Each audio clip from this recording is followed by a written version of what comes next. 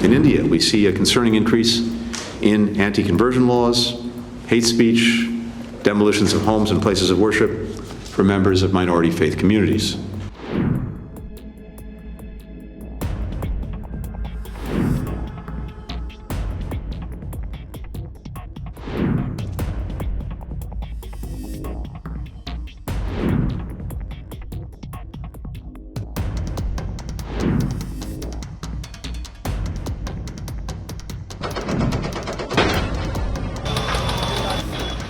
Today, thanks to Ambassador Hussein, thanks to his team, thanks to our diplomats and our partners around the world, the State Department is releasing its annual report on the status of international religious freedom.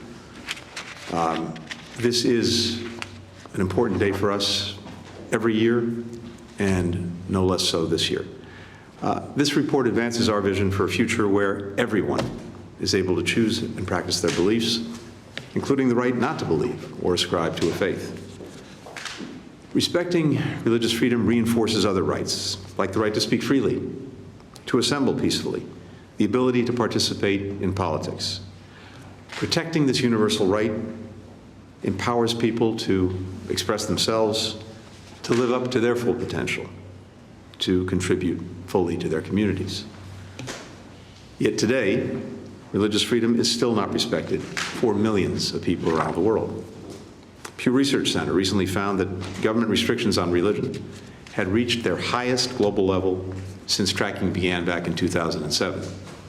Today, governments around the world continue to target individuals, shutter places of worship, forcibly displace communities, and imprison people because of their religious beliefs. Some countries place restrictions on wearing certain types of religious dress. Others enforce it. In some instances, governments are reaching beyond their own borders to target individuals because of their faith and their advocacy for religious freedom. In every region, people continue to face religious-based violence, religious-based discrimination, both from governments and their fellow citizens. They may be shut out of schools, denied jobs, harassed, beaten, or worse. Violent extremist groups also target people based on their faith, as we saw in the attacks last weekend on churches and a synagogue in Russia's Dagestan region, in which police, civilians, and a priest were killed. Since Hamas's horrific terrorist attack on Israel on October 7th and the subsequent conflict in Gaza, both anti-Semitism and Islamophobia have increased significantly across the globe. Here in the United States, reports of hate crimes and other incidents targeting both Muslims and Jews have gone up dramatically. The Department's report tracks these kinds of threats to religious freedom in almost 200 countries. For example, blasphemy laws in Pakistan help foster a climate of intolerance and hatred that can lead to vigilantism and mob violence.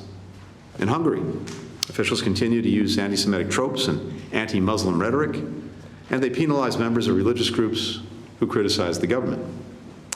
9 other European nations have laws that effectively ban some forms of religious clothing in public spaces.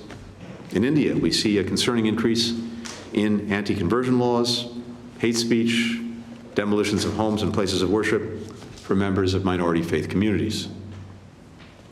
At the same time, people around the world are also working hard to protect religious freedom.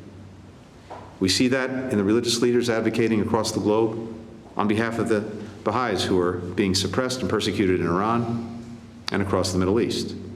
In activists like Rushan Abbas, who's raising awareness about the genocide and crimes against humanity that China is committing against the predominantly Muslim Uyghurs in Xinjiang.